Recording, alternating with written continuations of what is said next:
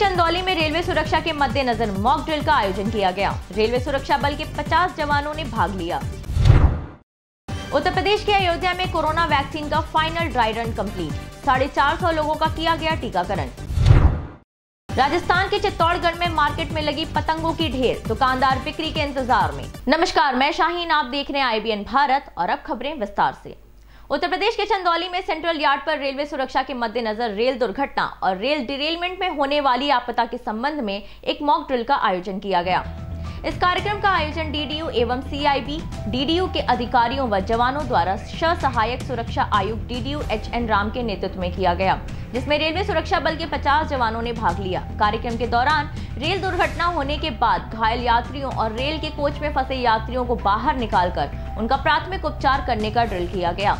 इतना ही नहीं, उनके सामानों की सुरक्षित व्यवस्था के संबंध में भी बताया गया। साथ ही प्राथमिक उपचार के बाद सभी घायलों को सही इलाज के लिए अस्पताल भेजने की समुचित व्यवस्था का प्रबंध किया गया। इस दौरान रेलवे के संबंधित अन्य विभागों को भी सूचित किया गया। झारखंड के दुमका जिले के रामगढ़ में बालू माफियाओं की हिम्मत इतनी बढ़ गई है कि ना तो उन्हें प्रशासन का डर है और ना ही किसी कानून की परवाह। हाल ही में थाना प्रभारी को खबर मिली थी कि रैयाडीह के रास्ते से रोज बहुत से ट्रैक्टर अवैध बालू को ले जाते हैं, तो थाना प्रभारी विनय कुमार, पुलिस अवर निरीक्षक संतोष कुमार स्वयं पुलिस बल के साथ रैयाडीह की ओर जा रहे थे कि तभी 2 ट्रैक्टर को पकड़ लिया और उनसे कागजात के बारे में पूछने पर ड्राइवर ने बताया कि उनके पास कोई भी कागजात नहीं है। तुरंत ही दोनों ट्रैक्टर को पुलिस ने जब्त कर लिया और थाने ले जा रहे थे कि तभी आगे के ट्रैक्टर के मालिक अपने गुर्गों के साथ आया और पुलिस वालों के साथ हाथापाई करने लगा, जिसमें 2 पुलिस वाले बुरी तरह घायल हो गए। ट्रैक्टर मालिक एवं बालू माफियाओं की संख्या अधिक होने के कारण पुलिस बैरंग थाने लौटना पड़ा।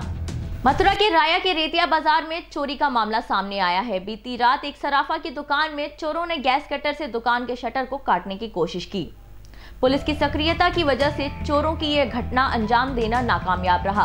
दुकान के मालिक पवन अग्रवाल ने बताया कि ये पूरी घटना CCTV में रिकॉर्ड हो गई। ये घटना करीब रात के 3 बजे की है, लेकिन चोर मौके से फरार हो गए। पुलिस अभी भी चोरों की तलाश में जुटी हुई है। उत्तर प्रदेश के कानपुर में पुलिस अधीक्षक दक्षिण कार्यालय में संकल्प सेवा समिति ने कंबल वितरण का आयोजन किया। कार्यक्रम में मुख्य अतिथि पुलिस अधीक्षक दक्षिण दीपक भूकर और संकल्प सेवा समिति की टीम के द्वारा सभी जरूरतमंदों को कंबल वितरित किए गए। संकल्प सेवा समिति की टीम ने बुके देकर मुख्य अतिथि का स्वागत किया। संस्था के अध्यक्ष संतोष सिंह चौहान ने बताया कि पूरी सर्दी में इसी तरह कंबल वितरण चलता रहेगा। कार्यक्रम में विजय मिश्रा, पुनीत द्विवेदी, राजकुमार मिश्रा के साथ साथ अन्य लोग भी उपस्थित रहे। उत्तर प्रदेश के अयोध्या में corona vaccine final dry run complete हुआ। कोरोना वैक्सीन के फाइनल ड्राई रन में जनपद के 15 स्वास्थ्य इकाइयों पर पूर्वाभ्यास किया गया। DM अनुज झा ने स्वास्थ्य केंद्र पर ड्राई रन का जायजा भी लिया। आपको बता दें कि 16 जनवरी को प्रधानमंत्री नरेंद्र मोदी के उद्घाटन के साथ ही रामनगरी अयोध्या में भी कोरोना का टीकाकरण शुरू हो जाएगा। इसी संबंध में स्वास्थ्य इकाइयों पर ड्राई रन के लिए 180 कर्मचारियों की तैनाती की गई है। दरअसल इससे पहले 5 जनवरी को प्रथम चरण का पूर्वाभ्यास किया गया था, जिसमें कुछ तकनीकी खामियां सामने आई थी, जिसे दूर करते हुए बृहद स्तर पर ड्राई रन किया गया। ड्राई रन के दौरान 450 लोगों का प्रतीकात्मक रूप से टीकाकरण किया गया।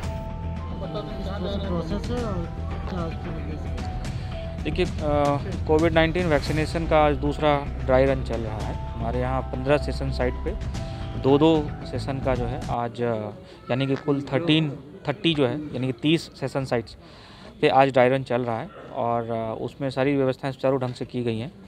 हमारा जो डिस्ट्रिक्ट का वैक्सीनेशन स्टोर बना हुआ है, वैक्सीन स्टोर बना हुआ है, उस पे पूरी व्यवस्थाएं पूर्ण हैं। ऐसे ही जो हमारा कोल्ड चेन प्रत्येक CSC पे बना हुआ है, उस पे भी सारी व्यवस्थाएं पूर्ण हैं। हर जगह जो है वो ड्यूटियां लगी हुई हैं और आज जो है ड्राई रन चल रहा है। ड्राई रन कहने का मतलब किस तरीके से करेंगे, ये दूसरी बार ये प्रैक्टिस की जा रही है। आगामी 16 तारीख को माननीय प्रधानमंत्री जी के द्वारा इसका उद्घाटन किया जाएगा, तो उसको दृष्टिकोण में रखते हुए तैयारियां हमारी पूरी हैं और जिसमें ट्रेनिंग कई बार की गई है। जितने भी वैक्सीनेटर है या पुलिस ऑफिसर है, उसके अलावा मैजिस्ट्रेट्स की भी ड्यूटी लगाई गई है। हेल्थ डिपार्टमेंट ने अपनी तरफ से जो सीनियर हेल्थ ऑफिसर्स हैं उनको भी डिप्लॉय किया है ताकि कहीं से भी कोई इसमें चूक ना हो।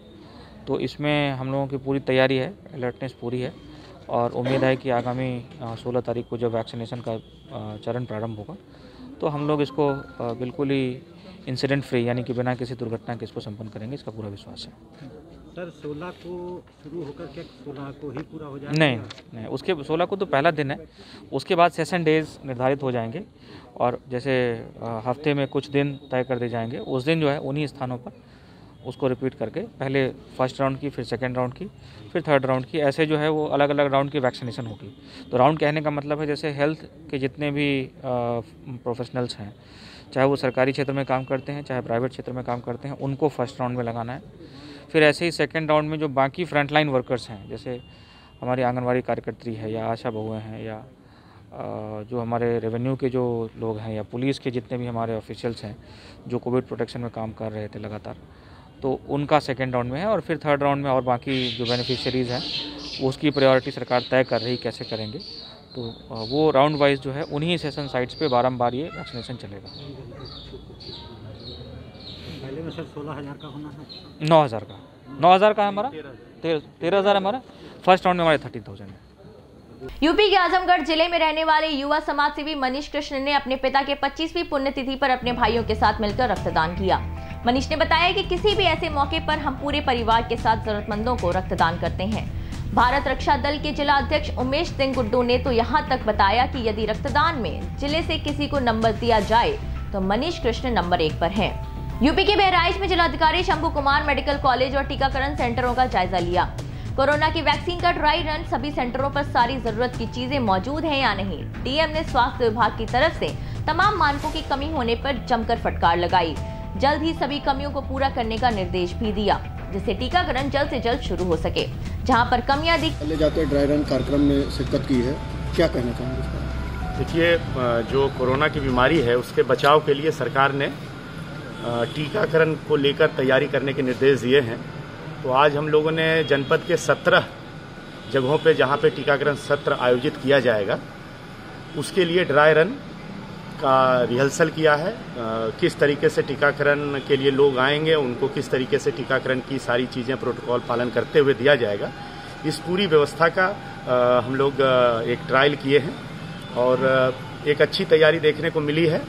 और कुछ जगहों पे ड्यूटी और भी लगाए जाने की ज़रूरत थी तो उसके लिए निर्देश दे दिया गया है। और एक एक व्यक्ति जो भी इस टीकाकरण सत्र के आयोजन में शामिल होंगे स्वास्थ्य विभाग के, उन सबको ट्रेनिंग दी गई है और कोरोना के जो प्रोटोकॉल हैं उसका आवश्यक तरीके से, सही तरीके से पालन करने की सारी तैयारियां की गई है। काफ़ी अनियमितता पाई गई है, अभी आपके द्वारा भी आवश्यक दिशा निर्देश दिए गए हैं, इस पर क्या कहेंगे? नहीं, इसमें कोई अनियमितता नहीं है। डॉक्टरों को कहाँ पे, किस जगह पे, किस रूम में रहना है, इसकी एक लिखित ड्यूटी लगाने के लिए कहा गया है ताकि सत्र के दौरान कोई बहुत ज़्यादा कन्फ्यूजन ना हो और अव्यवस्था ना हो लोगों की। चूँकि एक दिन में 100 से अधिक लोगों के टीकाकरण किया जाएगा तो भीड़ भाड़ ना हो, पर्याप्त तरीके से जो है बैठने की व्यवस्था हो, सोशल डिस्टेंसिंग के साथ बैठने की व्यवस्था, ये सारी तैयारियां की गई हैं। और आवश्यक तरीके से जो मेन पावर, जिस कमरे में जितने मेन पावर होने चाहिए उसके लिखित में आदेश जारी करने के निर्देश दिए गए। यूपी के चंदौली का बड़ा मामला सामने आ रहा है। प्रशासन ने 2 दिनों में मुंशी सोनकर के हत्यारोपी को गिरफ्तार कर लिया। बताया जा रहा है कि अभियुक्त विकास मुंशी से अवैध असलहे खरीद कर बेचा करता था। उसी के कुछ पैसे बकाया होने की वजह से मुंशी आए दिन उल्टा सीधा बोलता था, जिससे वो तंग आकर अपने दोस्तों के साथ उसके हत्या की प्लानिंग की थी। अभियुक्त के पास से मृतक तक मुंशी सोनकर का पीले धातु की सिकड़ी, रुद्राक्ष की माला व मृतक की ब्रीजा कार की 2 अदद चाबी का गुच्छा भी बरामद हुआ है। उत्तर प्रदेश के मथुरा में बीजेपी के राज्यसभा सांसद एवं प्रदेश के पूर्व मंत्री जयप्रकाश निषाद धर्मनगरी वृंदावन पहुंचे, जहां निषाद समाज के लोगों ने गौरानगर कॉलोनी स्थित एकलव्य बारात घर में सम्मान समारोह का आयोजन किया। इस कार्यक्रम में महेंद्र सिंह निषाद, पूर्व सभासद बादाम सिंह, सुरेश सिंह तोमर और अन्य ने राज्यसभा सांसद का पाटू का साफा बांधकर और स्मृति चिन्ह भेंट कर सम्मानित किया। इसके साथ ही राज्यसभा सांसद द्वारा गरीब व असहाय वर्ग के लोगों को कंबल वितरित किया गया। राज्यसभा सांसद जयप्रकाश निषाद ने मीडिया से मुखातिब होते हुए कहा कि प्रदेश की योगी सरकार ने अयोध्या में राम मंदिर निर्माण के साथ साथ प्रयागराज के श्रृंगेरपुर किले में निषाद राज का मंदिर बनाकर राम और निषाद राज के मिलन का जो काम किया है वह पिछले 70 साल की सरकारें नहीं कर सकी। यूपी के मुरादाबाद में बीजेपी की राज्य मंत्री गुलाब देवी पत्रकारों से अलग अलग मुद्दों पर बात कर रही थी। पत्रकारों ने उनसे किसान आंदोलन पर बैठे किसानों के बारे में पूछा तो उन्होंने बोला कि वो केवल विरोधी लोग हैं जो हरियाणा और पंजाब में किसानों को ब्लैकमेल करते, वो लोग हैं जो किसानों का माल सस्ते दाम पर लेते थे, उन्हें ठगते थे, जिन्होंने किसानों को बेरोजगार बना दिया। ऐसे लोगों की अब जेबें खाली हो गई हैं तो वो लोग अब ये सब कर रहे हैं। किसान आंदोलन को सीधे तौर पर विपक्षी पार्टियों द्वारा की जा रही राजनीति बताया और कहा कि पूरा आंदोलन ही राजनीतिक हो गया है। अब बात करें वो दिल्ली के मुख्यमंत्री अरविंद केजरीवाल की, स्कूल को लेकर तमाम तरीके के प्रहार वो करते रहे हैं, दिल्ली का एजुकेशन सिस्टम को दिखा रहे हैं। मुख्यमंत्री की बात करो जो कि पूरे इंडिया में छाए हुए हैं। हम दिल्ली के मुख्यमंत्री की बात नहीं करते, इतना तो एक मोहल्ला होगा जितनी बड़ी दिल्ली है उनकी। दूसरा, हिंदू महासभा की बात करें, उसने गोडसे लाइब्रेरी ओपन की है वहीं पे, और वो कह रहे हैं कि जो है नेशनलिज्म शो करती है लाइब्रेरी, राष्ट्रीयता को प्रदर्शित करती है। देखो, मैं इस संबंध में कुछ कहना नहीं चाहूँगी, लेकिन जो वो कह रहे हैं उस पर मैं नहीं जाना चाहती, पर हमारी सरकार, हमारी पार्टी जो कुछ कर रही है वो अच्छा ही कर रही है। मैम, दूसरा किसानों की बात करें, वहाँ पे एक जो है यहाँ पे बोला जा रहा है, फार्मर्स बता रहे हैं कि सुप्रीम कोर्ट का रास्ता हमें नहीं लेना है, और तमाम तरीके के प्रदर्शन अभी भी लगातार जारी हैं, तो क्या कहना चाहेंगे इस पे आप? आप भी सब समझदार हैं और इस बात को देख रहे हैं कि किसानों के पास इतना समय नहीं है कि वो इस तरीके से हंगामा करें। ये वो लोग हंगामा कर रहे हैं, वो लोग इस चीज़ को बढ़ावा दे रहे हैं जिनकी जेबें आज खाली हो रही हैं, जिनके हाथ से सब कुछ निकल रहा है। माननीय मोदी जी ने ऐसी व्यवस्था की है कि अब किसानों का शोषण नहीं होगा, उनको उनके अधिकार से वंचित नहीं किया जाएगा। जो भी माल किसान बेचेगा, जहाँ भी बेचेगा, जहाँ भी उसको अच्छी उपलब्धि होगी धन की, वो वहाँ अपना माल भेजेगा और सीधा सीधा धन जो है प्राप्त करेगा। सारा ऑनलाइन सिस्टम कर दिया गया है। जो किसान है वो खुश हैं, और जो लोग धरना प्रदर्शन कर रहे हैं वो किसान हैं ही नहीं है किसान जी। और मैम, दूसरा, हरियाणा के मुख्यमंत्री बोल रहे हैं कि कांग्रेस और कम्युनिस्ट पार्टी का पूरा रोल है इसमें प्रोटेस्ट में, आप क्या मानती हैं? अब वो क्या बोल रहे हैं मैं उसमें नहीं जाना चाहती। वो अपने अपने मन से सब बोलते हैं, लेकिन मैं जो कह रही हूँ कि किसानों को फुर्सत नहीं है, किसान बहुत खुश है। आप यहीं से देख लीजिए, हमारे संभल से देख लीजिए, हमारे मुरादाबाद से देख लीजिए, आप के जिलों से देख लीजिए, कहीं कोई किसान जो है वो नाखुश नहीं है, सब खुश हैं। कह रहे हैं माननीय मोदी जी ने जो निर्णय लिया है और माननीय तोमर जी ने जो निर्णय लिया है वो सिर पर है और हम उसको सिरोधारी करते हैं और उसको लेके प्रसन्न। मध्य प्रदेश के उज्जैन में एसपी सत्येंद्र कुमार शुक्ला ने गांजा तस्करी करने वाले एक गिरोह का खुलासा किया। पुलिस ने 144 किलो गांजे के साथ 6 आरोपियों को गिरफ्तार किया है। साथ ही उनके पास से 2 कार और एक बाइक भी बरामद की है। एसपी सचिन कुमार शुक्ला ने जानकारी देते हुए बताया कि महाकाल थाना क्षेत्र का एक बदमाश खाचरोद में गांजा सप्लाई करता था। इसी मामले में पुलिस ने कार्रवाई करते हुए 3 अलग अलग जगहों से 144 किलो गांजा जब्त किया है और आरोपी के खिलाफ एनडीपीसी एक्ट के तहत मामला दर्ज कर लिया है। यूपी के मुरादाबाद के मलकत्ता गांव में रहने वाली शाहीना परवीन ने पति नंदोई और उनके कुछ साथियों के ऊपर आरोप लगाते हुए बताया कि आए दिन ये सब मुझको बंधक बनाकर मारते पीटते हैं। पीड़िता ने बताया कि पिछले 19 की रात को पति अपने साथियों के साथ मिलकर मुझे बहुत मारा पीटा, जिसमें मेरे सर पर चोट लग गई। उनसे ये भी बताया कि पति उसके जायदाद के लिए ऐसा करता है। महिला ने मझोला पुलिस को एक शिकायत पत्र भी दिया है, लेकिन अभी तक उन दोनों को गिरफ्तार नहीं किया गया है। पीड़िता दर दर की ठोकरें खाने को मजबूर है, तो वहीं पीड़िता ने दोनों आरोपियों के खिलाफ मुख्यमंत्री से शिकायत कर इंसाफ की गुहार लगाई है। राजस्थान के चित्तौड़गढ़ में मौसम खराब होने के कारण पतंगबाजी नहीं हो पा रही। दरअसल मकर संक्रांति में केवल 3 ही दिन बचे हैं, लेकिन जिले में हफ्तों से चल रहे खराब मौसम के कारण पतंगबाजी नहीं हो रही है, जिससे पतंग की व्यवसाय भी नहीं हो पा रहा है। वैसे तो मार्केट में 3 रुपए से लेकर 300 रुपए तक की पतंग बिक्री के लिए उपलब्ध है, लेकिन पतंगों की बिक्री नहीं हो रही है और दुकानदार बिक्री के इंतजार में बैठे हुए हैं। उत्तर प्रदेश के अयोध्या रामनगरी में केंद्रीय रिजर्व पुलिस बल ने सराहनीय पहल शुरू की है। पुलिस बल दिव्यांग छात्र छात्राओं को कंप्यूटर ट्रेनिंग देने के लिए कार्यक्रम आयोजित कर रही है। इसी के मद्देनजर में सीआरपीएफ की 63वीं बटालियन के नवीन मंडी कैंप में 15 दिव्यांग छात्र छात्राओं का चयन कर उन्हें कंप्यूटर की बेसिक ट्रेनिंग देने की शुरुआत की गई। इस पहल का नाम सीआरपीएफ का हाथ दिव्यांगों के साथ रखा गया है। उत्तर प्रदेश के फतेहपुर जिले में मलवा थाना क्षेत्र के चंद्रलाही गांव में दबंगों ने मिट्टी के अवैध खनन में लगे ओवरलोड वाहनों का वीडियो बनाने के लिए एक युवक को बेरहमी से मारा पीटा। मारपीट में घायल व्यक्ति को उपचार के लिए जिला अस्पताल में भर्ती कराया गया है। वहीं घटना का वीडियो सामने आने के बाद अब पुलिस ने जांच शुरू कर दी है। पीड़ित के बयान के मुताबिक रविकरण सिंह ने बताया कि गांव के रास्ते से मिट्टी से भरा ओवरलोड डंपर रातों दिन गुजरते हैं, जिससे पूरा गांव धूल से परेशान रहता है। उन्होंने जब इस मामले की शिकायत पुलिस से की तो कोई कार्रवाई नहीं हुई। इस बात से परेशान उन्होंने ओवरलोड डंपर को रोककर उसका वीडियो बनाना शुरू कर दिया। तभी वहां कुछ दबंग आए और वीडियो बनाने वाले व्यक्ति की जमकर पिटाई करते हुए ओवरलोड वाहनों को पास कराने लगे। और जब परिवार के लोग बीच बचाव में आए तो दबंग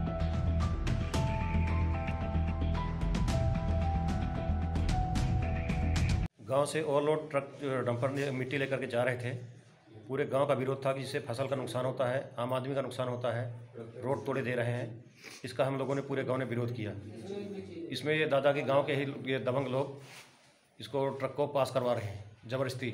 इसका वीडियो हमने बना दिया है और दूसरे दिन ये ज़बरदस्ती आकर के जबरन हमको मारना शुरू कर दिया और 3 लोग मुझे ज़बरदस्ती अपने दरवाजे से ले गए, जिसका नाम दीपक सिंह जो पूर्व फौजी है, इसके हाथ में उसके फादर का नाम सिंगल बैरल बंदूक था और उसका एक भांजा सुनील कुमार सिंह कछवा और उसका एक भतीजा धर्मेंद्र सिंह, ये 3 लोग ले गए और उसने मुझे बट से मारा और इसके आगे मुझे कुछ पता नहीं चला कि कौन कितना मुझे मार रहा है। कितने लोग घायल हैं? हमारी तरफ से 5 लोग घायल हैं। क्या नाम है आपका? मेरा नाम रविकरण सिंह है। आज की खबरों में इतना ही। मुझे दीजिए इजाजत, तब तक के लिए नमस्कार।